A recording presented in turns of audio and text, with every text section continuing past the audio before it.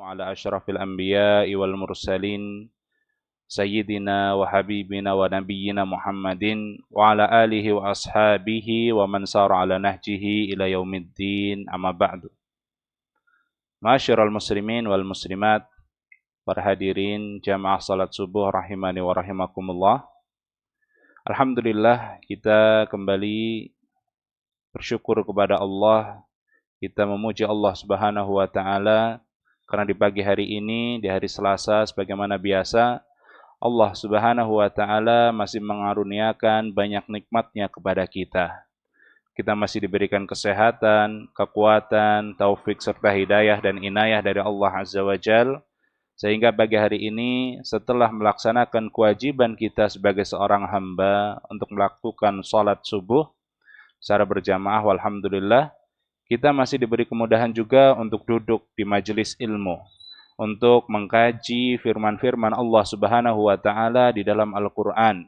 Dan mudah-mudahan duduknya kita pagi hari ini setelah melakukan ibadah terhitung sebagai orang yang senantiasa berzikir kepada Allah, sebagai orang-orang yang duduk di taman-taman surga sehingga berhak untuk mendapatkan sakinah, ketenangan dan rahmat dari Allah Subhanahu wa taala. Kemudian salawat dan salam tak lupa juga kita aturkan kepada junjungan kita baginda Nabi Agung Muhammad sallallahu alaihi wasallam, kepada keluarga beliau, para sahabatnya dan umatnya yang istiqamah di atas sunnah-sunnahnya. Bapak Ibu para hadirin rahimani wa rahimakumullah, pagi hari ini kita masih melanjutkan pembahasan tafsir surat At-Takwir. At-Takwir artinya apa? Menggulung. Okay. Terakhir saya ingat kita sudah sampai pada ayat yang ke-9. Okay. Terakhir sampai pada ayat yang ke-9. Insyaallah pagi hari ini kalau Allah mudahkan kita ambil ayat yang ke-10, 11, 12. Namun nanti sampai di mana ya itu yang bisa kita kaji pada kesempatan pagi hari ini. Sebelum kita mulai pembahasan tafsir ayat yang ke-10 dari surat At-Takwir, sebagaimana biasa juga kita akan membaca terlebih dahulu dari ayat yang pertama. Ya. Dari ayat pertama ini sampai ayat yang ke-12. Untuk pagi hari ini dibaca dari ayat yang pertama sampai ayat yang ke-12. Saya yang membaca, memulai kemudian diikuti oleh jamaah sekalian. A'udzu billahi minasy syaithanir rajim. Monggo.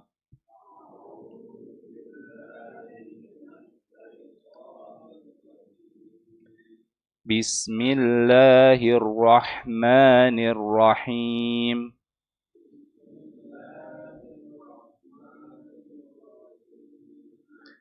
Idza asy-syamsu kuwirat wa idza an-nujumu kadarat wa idza al-jibalu suyirat wa idza al-'isharu 'uttilat wa idza al-wuhushu husyirat wa idza al-biharu sujjirat wa idza an-nufusu zuwwijat wa idza al-mau'udatu su'ilat. Mau'udatu, okay. Mau'udatu, okay. Wa idzal mau'udatu su'ilat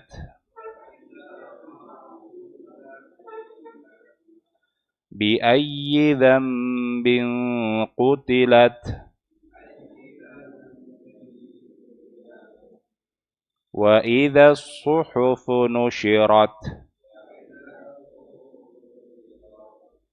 wa idzas samaa'u qushitat Wa idzal jahimu su'irat. Alhamdulillah, ini 12 ayat dari surat At-Takwir yang kita baca pagi hari ini. Mudah-mudahan Allah mengaruniakan kita keberkahannya dari tilawah Al-Quran yang kita baca. Setiap pahalanya bernilai 10 kebaikan. Amin. Bapak Ibu para hadirin rahimani wa rahimakumullah. 3 ayat sebelumnya yang sudah kita pelajari 2 pekan yang lalu, bahwa Allah Subhanahu wa taala akan mengumpulkan jiwa. Wa idzan nufusu zuwijat. Jiwa itu akan dikumpulkan. Jiwa yang bagaimana? Mesti kamutan mboten. Bahwa orang-orang nanti ketika dibangkitkan di hari kiamat, mereka akan dikumpulkan. Berdasarkan apa?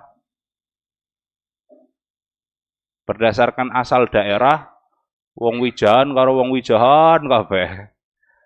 Wong sumpyuh karo wong sumpyuh kabeh. Atas niku. Wa idza nufusu zuwijat. Ketika jiwa itu dikumpulkan. Berdasarkan apa? Berdasarkan kelakuannya selama di dunia. Nggih. Ada orang ketika di dunia Masya Allah taat kepada Allah, mentauhidkan Allah, beriman, bertakwa kepada Allah, beriman kepada Rasulnya dan hari akhir. Yang seperti ini kira-kira dikumpulkan dengan siapa? Dengan orang-orang yang semisalnya. Semisalnya berarti sama. Sama-sama beriman, sama-sama bertakwa. Dikumpulkan jadi satu. Istilahnya satu circle kalau bahasa anak sekarang. Satu golongan, satu circle. Oke. Seneng boten kalau dikumpulkan sama orang yang sama. Wong di dunia saja kita kalau dikumpulkan bareng itu seneng kok kalau sama. Sing seneng manuk ya kumpulnya karo sing seneng manuk. Sing seneng ngebur nadara masih kumpulannya nang ndi? Nang lapangan. Sing seneng mancing dikumpulna seneng karo sing mancing. Biasanya kalau satu hobi itu seneng bikin komunitas, sama-sama melakukan kegiatan bareng, seneng karena merasa satu frekuensi. Begitu juga di akhirat nanti. Ketika di dunia dia beriman kepada Allah, bertakwa kepada Allah, dikumpulkan dengan orang yang sama-sama beriman dan bertakwa. Dan ini menyenangkan. Karena kita tahu, oh alhamdulillah, berarti saya masuk ke dalam golongan orang beriman dan bertakwa. Sudah mulai ada ketenangan. Alhamdulillah, batir-batir apik-apik kabeh. Nggih. Ini kalau selama di dunia nandur kebaikan, nandur keimanan, ketakwaan. Loh tapi kalau dibangkitkan kok tiba-tiba dikumpulkan, oh ini pemakan riba, oh ini orang yang membunuh jiwa, oh ini orang yang selalu banyak berzina ketika hidupnya, oh ini berbuat kesyirikan. Ah, sudah alamat itu, alamat napa? Alamat cilaka. Kok dikumpulkan dengan orang-orang yang selama hidup di dunia terkenal dengan kefasikannya. Terkenal dengan dia orang yang nggak mau taat kepada Allah dan Rasulnya. Berarti, wah alamat. Nanti kesana-kesananya itu nggak akan enak, nggak akan mudah, nggak akan indah. Makanya ketika kita ingin dikumpulkan dengan orang-orang yang baik di akhirat, harus kita memulainya sejak kapan? Sejak di dunia.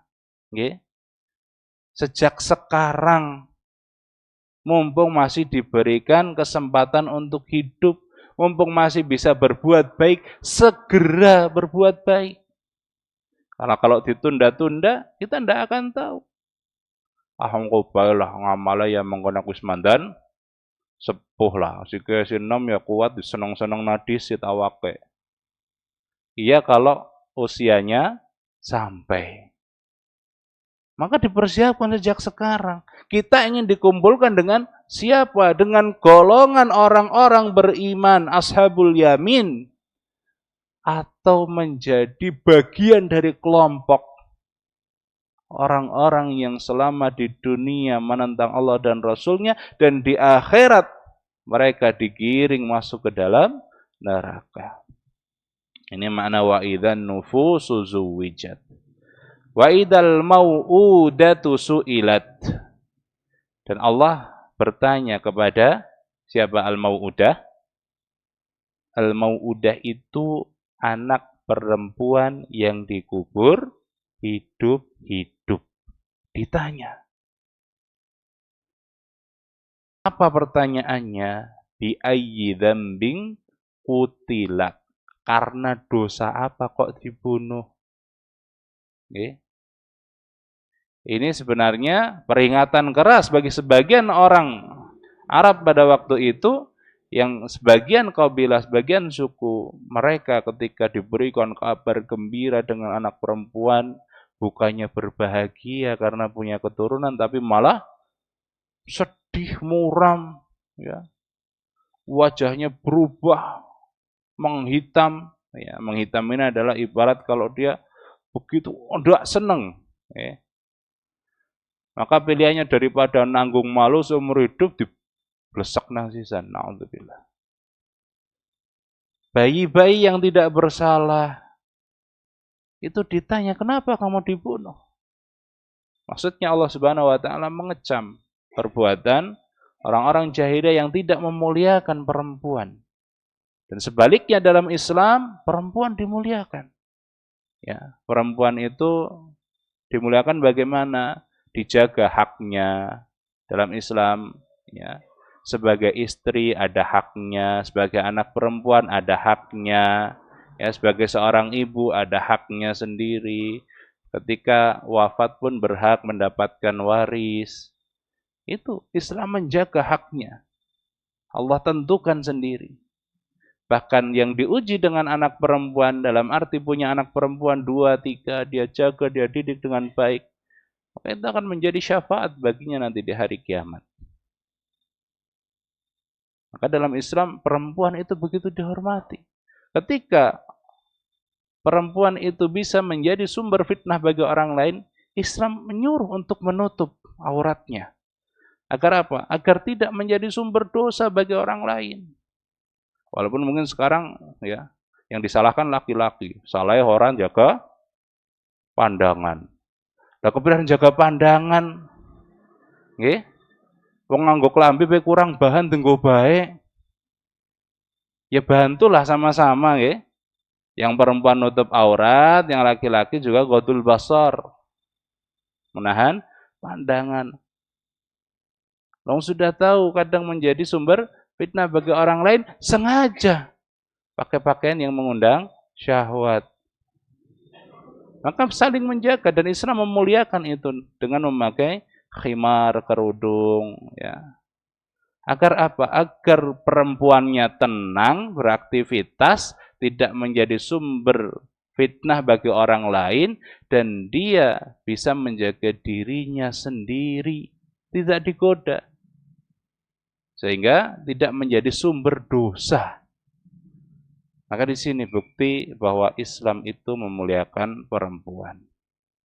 Kemudian di ayat yang ke-10 Allah Subhanahu wa taala berfirman wa idas suhufu nusyirat. Dan ketika suhuf niku artine lembaran-lembaran. Ya. Ini bentuk jamak. Tunggalnya adalah sohifah. Sohifah artinya lembaran. Kalau suhuf berarti lembaran-lembaran. Apa maksudnya lembaran-lembaran? Denang lembaran dibuka. Maksudnya adalah di hari kiamat nanti, buku yang isinya lembaran-lembaran catatan kita selama hidup di dunia dibuka, diperlihatkan oleh Allah Subhanahu wa taala. Wa idzas suhufu nusyirat. Ketika lembaran-lembaran yang berisi catatan amal dibuka, diperlihatkan oleh Allah kepada siapa? Kepada siapa lembaran itu diperlihatkan? Kita. Nggih? Kepada kita. Ye deleng jajal catatan uripmu gemien nang dunia. Coba lihat itu catatan hidupmu. Walaupun bukan kita yang nulis. Yang nulis siapa? Malaikat. Yang nulis malaikat yang senantiasa membersamai kita di kanan dan kiri. Ditulis oleh malaikat. Hasilnya diperlihatkan kepada manusia itu sendiri. Ini buku catatanmu selama hidup. Nek sing nulis utuh dewek kira-kira salah mboten? Nek nulis dewek kadang salah, ngantuk kecoret kok. Nggih mboten. Wong nulis apa pengen nulis 1.000 beda di 5 angkane ya 50.000 kadang. Itu kalau manusia. Kira-kira ini buku catatannya valid enggak ini? Hah? Valid mboten? Nanti kita bisa beralasan, loh dunyong sing nyatet ya Allah, mbok salah gue. Valid enggak kira-kira ini? Ya jelas valid. Jelas? Valid. Kenapa? Yang nyatet bukan sembarang orang. Yang nyatet bukan sembarang makhluk. Yang nyatet siapa? Malaikat. Yang punya sifat kiraman katibin. Ya'lamuna ma taf'alun. Kiram niku artinya mulia. Nggih. Kiram itu artinya mulia. Kalau orang itu punya sifat mulia, mengedepankan kebenaran, dikon nyatet salah gelem mboten? Ora gelem. Ya, ini masalah sifat. Ini masalah karakter. Orang itu ya, ini kita berbicara manusia. Orang kalau dia punya karakter, oh saya harus selalu berbuat sesuai dengan kebenaran. Arep disogok pira-pira kok nyatet salah, orang bakal gelem. Ini manusia. Apalagi ini yang mencatat makhluk Allah yang bernama malaikat. Kiram, mulia. Karena di antara bentuk sifat mulia, dia tidak mau melakukan perbuatan yang jelek. Karena akan menciderai sifat mulianya itu. Kiram, mulia. Katibin, mencatat. Apa yang dicatat? Ya semua. Tidak ada yang luput dari penglihatan Allah, kemudian penglihatan malaikat. Yang selalu bersama kita. Yang kita tidur aja masih tetap terjaga malaikatnya untuk mencatat. Apalagi kita tidak tidur, kita berkata, kita berbuat, kita memikirkan dalam hati. Ya, semua dicatat. Dan juga malaikat punya sifat tidak mau bermaksiat kepada Allah, tidak menentang kepada Allah. Jadi kalau Allah sudah memerintahkan malaikat untuk mencatat, tidak akan mungkin malaikat, aduh awang-awangan ya Allah. Tidak akan. Pasti terus dilaksanakan tugas itu. Kenapa? Karena selain tidak bermaksiat, tidak menentang, membangkang kepada Allah, mereka punya sifat tidak mudah futur. Tidak mudah bosan. Tidak mudah awang-awangan. Ya.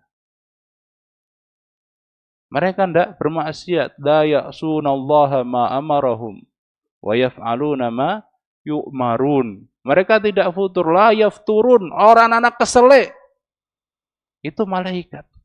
Sehingga malaikat ini ya punya sifat mulia, tidak membantah apa perintah Allah, tidak futur, tidak gampang kesel, capek, berhenti. Kemudian mereka amanah. maka hasil catatan malaikat itu valid. Nggih. Valid napa artine? Jelas betul. Nggih. Jelas betul. Dan semua dicatat. Sebagaimana Allah jelaskan di dalam surat Al-Isra ayat 13 ayat 14. Allah Ta'ala berfirman, wa kulla insanin alzamnahu ta'irahu fi 'unuqih. Dan setiap manusia ya, kami tetapkan catatan amalannya sebagaimana tetapnya kalung yang melekat di leher. Ya. Jadi setiap manusia itu sudah punya amalan sendiri-sendiri, ya. Kemudian dicatat oleh malaikat. Wa nukhriju lahu yaumal qiyamati kitaban yalqahu mansyura. Dan kami keluarkan pada hari kiamat itu buku catatan dalam keadaan mansyura, terbuka. Bukak, ora usah dibukak dewek, sudah terbuka. Dibolak-balik, sudah terbuka. Dan bisa dibaca oleh kita. Walaupun di dunia kita buta huruf. Di dunia kita tidak bisa baca alfabet maupun tidak bisa baca Arab misalnya. Maca ini ibu budi ora tayeng. Maca bahasa Arab tidak bisa. Tapi di hari kiamat Allah jadikan kita mampu untuk membaca buku catatan ini. Apa kata Allah Subhanahu wa taala di ayat yang ke-14? Iqra' kitabak, baca sendiri kitabmu. Periksa sendiri. Kafa binafsikal yauma 'alaika hasiba. Cukuplah dirimu ini yang menghitung sendiri. Ya. Maksudnya cek kembali hasil catatan yang ditulis oleh malaikat. Coba ada salahnya enggak? Bukak diwolak-walik, enggak akan ada ketemu salahnya. Bahkan yang ada kita mengakui sendiri, ya Allah betul ini yang saya lakukan. Ini saya melakukan ini ya di jam sekian, tanggal sekian, di hari apa. Akan kita akui sendiri. Nggak akan kita menemukan kesalahan dari catatan yang dibuat oleh malaikat. Dan apa yang terjadi kalau yang kita dapati dalam buku catatan itu bukan amalan kebaikan? Bagaimana rasanya ketika dijembreng, dibuka itu buku catatan, ketemunya kok amalan keburukan, maksiat. Di jam sekian hari ini ngerasani. Jam sekian di hari ini nendang kucing. Jangan dikira orang ana sing weruh tendang bae kucinge, ujar-ujar ora dicatat. Di jam sekian moyoki sinapa? Madani, ngejek. Bahkan bukan hanya ngejek saja, kerlingan mata ngertos. Ya, ngedip tapi dengan niat ngejek. Atau jangan kerlingan mata, inilah pakai bibir kita nunjuk-nunjuk pakai bibir. Gitu. Itu juga dicatat. Bahkan bukan hanya yang lahiriah saja, yang dalam hati kita kalau memang ada niat buruk, suudzon, dicatat. Jadi nggak ada yang lepas dari pengawasan malaikat. Semuanya tercatat. Ucapan kita apalagi ya. Banyak diisi dengan bertasbih, memuji Allah, berzikir, atau malah menyakiti orang lain. Mana yang lebih banyak? Itu semua tercatat. Karena Allah Ta'ala berfirman, "Ma yalfidhu min qawlin illa ladaihi raqibun atid." Tidaklah terucap perkataan kecuali di sisinya ada malaikat yang mengawasi lagi, mencatat. Di surat Qaf ayat yang ke-18. Kalau kita tahu bahwa semuanya akan dicatat, bagaimana kita bisa menjadikan buku catatan amalan kita nanti di akhirat berisi amalan-amalan kebaikan. Ada resepnya. Ada resepnya.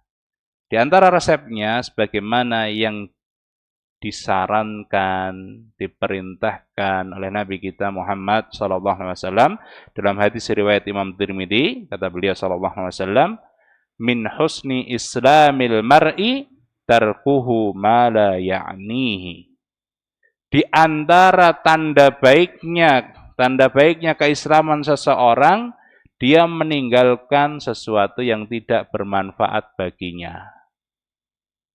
Kalau kita tahu itu tidak bermanfaat, ya jangan dilakukan. Tidak ada manfaatnya, baik manfaat lahiriah maupun batiniah, baik manfaat duniawi maupun ukhrawi. Kalau tidak ada manfaatnya, jangan dilakukan. Ngumpul dengan tetangga boleh, tapi kalau sudah menjurus kepada ngomongin orang, ya nuwun sewu. Bukan tidak ngumpul lagi, tapi disudahi pembicaraannya. Cari topik yang lain. Ya. Kan banyak yang bisa dibicarakan, ngomongin resep masakan, bisa. Caranya gawe apa gitu. Ya. Kan bisa seperti itu daripada harus ngerasani wong liya. Bapak-bapak kumpul ronda boleh, jaga keamanan boleh. Oke?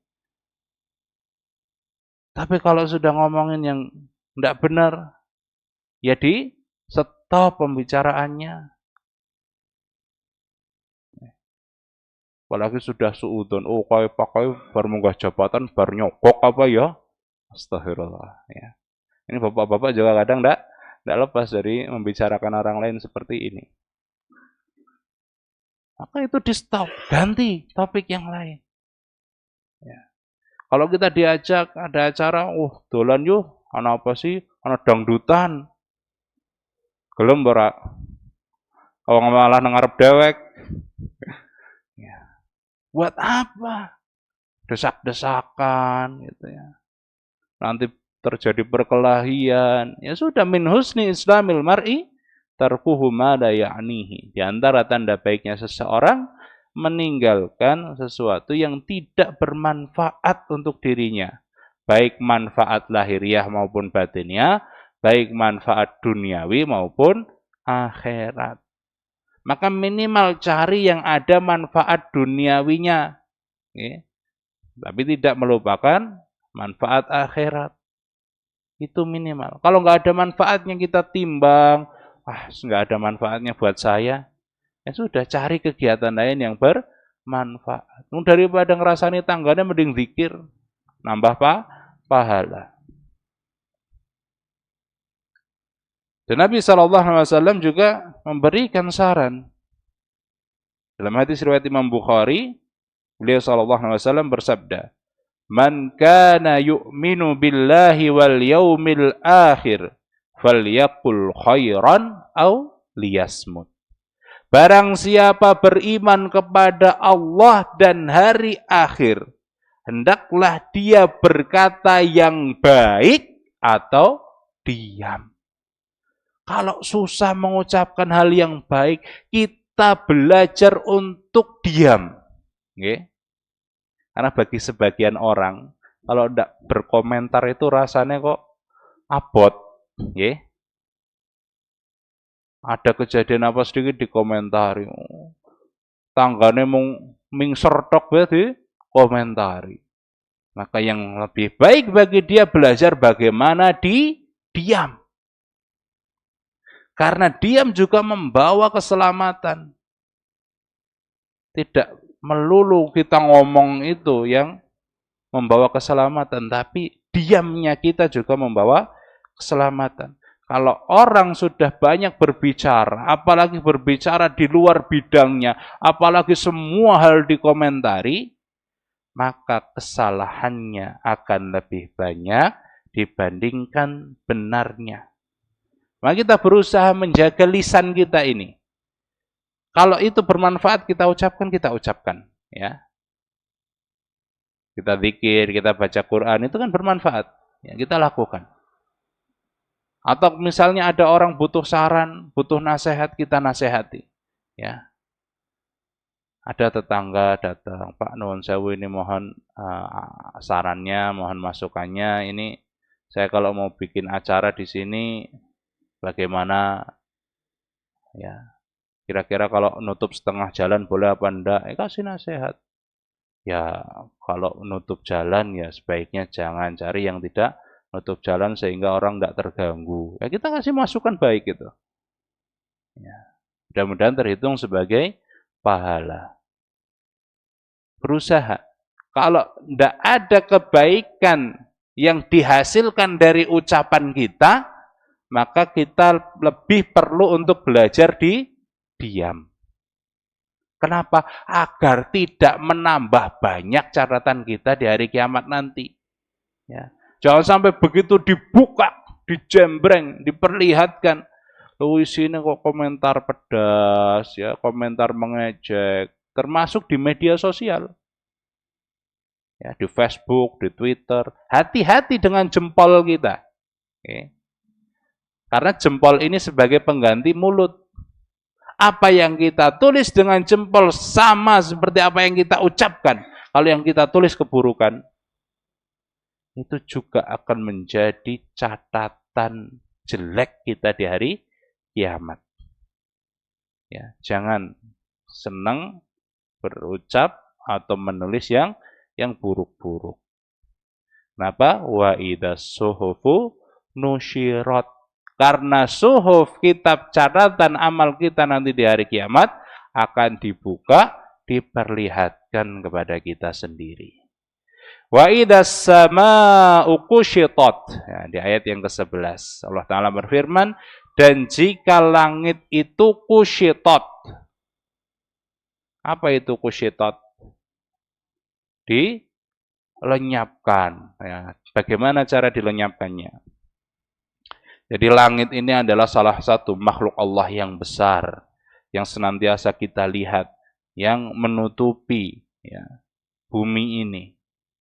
Dan langit itu Allah jadikan berlapis-lapis, ada 7 lapis langit. Nah di hari kiamat nanti Allah mampu menjadikan langit itu kusyitot. Ya, kalau dalam arti dilenyapkan. Maksudnya bagaimana sih dilenyapkan? Kata kusyitot atau al-kasht itu istilah yang digunakan untuk menguliti kulit hewan dari dagingnya, untuk memisahkan kulit hewan dari dagingnya.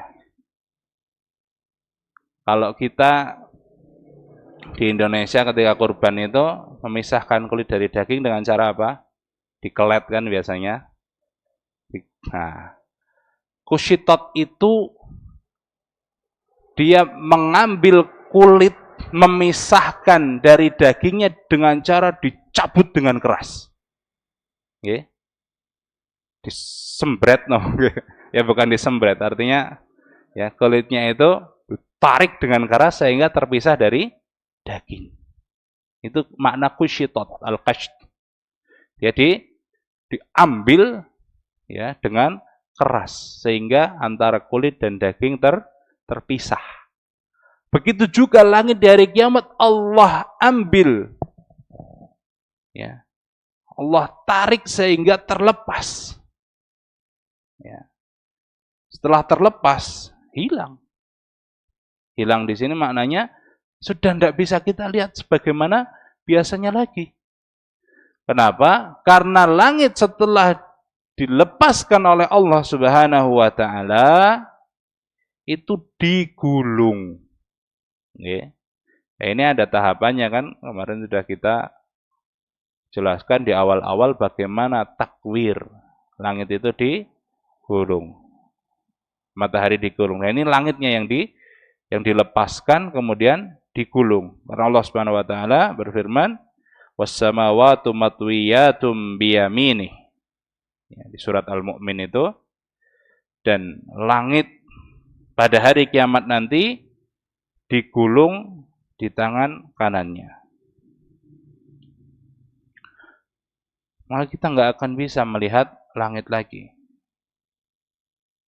Langitnya sudah tidak ada. Dan ini menambah kengerian di hari kiamat. Setelah matahari yang digulung, kemudian bintang-bintang bertabrakan hancur, hewan-hewan lari semuanya, langit pun dihilangkan oleh Allah Subhanahu wa taala dengan cara dicabut, kemudian digulung. Maka tinggallah kita menyesali nasib kita. Orang-orang yang selama hidup di dunia mungkin sudah beramal soleh menyesal karena kurang banyak amal solehnya. Ya, yang selama hidup di dunia sudah banyak beramal soleh akan menyesal. Kenapa tidak ditambah banyak amal solehnya? Kenapa kok saya masih menyanyiakan waktu? Kenapa? Kenapa dan kenapa? Banyak sekali pertanyaan. Kenapa, kenapa, dan kenapa. Begitu juga orang yang selama hidup di dunia tidak pernah beramal soleh, menyesal. Kenapa sudah dapat nasihat, sudah dapat peringatan, tidak mau beramal juga. Sudah diomongi, ya mungkin sudah diomongi orang tuanya untuk sholat, sudah diomongi temannya untuk sholat, kok masih nggak mau sholat? Dia menyesal. Kenapa tidak mendengarkan arahan-arahan nasihat-nasihat kebaikan itu? Sekarang ketika melihat langitnya dicabut oleh Allah, digulung oleh Allah Subhanahu wa taala, ya, baru sadar. Baru sadar bahwa selama hidup ini kita terlena. Terlena dengan apa? Dengan kenikmatan dunia. Yang kita kejar terus dunia kita. Jarang sekali kita berpikir untuk akhirat. Menjelang tidur pun, yang seharusnya kita berpikir bagaimana keadaan kita di akhirat, malah digunakan untuk berpikir besok saya mau bikin strategi usaha apa lagi. Hari ini saya untung berapa. Harusnya itu memikirkan itu sebelum tidur. Ya. Sebelum mapan. Kalau sudah mau mapan itu yang difikirkan, ini saya nanti kalau tidur bisa bangun lagi atau tidak. Nanti saya kalau tidur, ya, Allah jadikan tidur saya ini bermanfaat atau tidak. Dia berpikir tentang tidurnya dan berpikir tentang masa depan di akhirat. Kalau nanti saya dikubur, saya masih bisa merasakan dipan sempuk ini atau tidak. Ya. Jangan sampai sudah melihat hari kiamat baru menyesal. Ya. Lihat langitnya dicabut oleh Allah, dihilangkan, ya, digulung dengan tangan kanannya, baru datang penyesalan itu. Wallahu ta'ala alam bisawab. Yang bisa kita kaji pada kesempatan pagi hari ini, ya, ternyata 2 ayat. Ya. Insyaallah ayat yang ke-12 kita jadikan untuk pertemuan selanjutnya. Subhanakallahumma bihamdika asyhadu an la ilaha illa anta astaghfiruka wa atubu ilaik. Wassalamualaikum warahmatullahi wabarakatuh.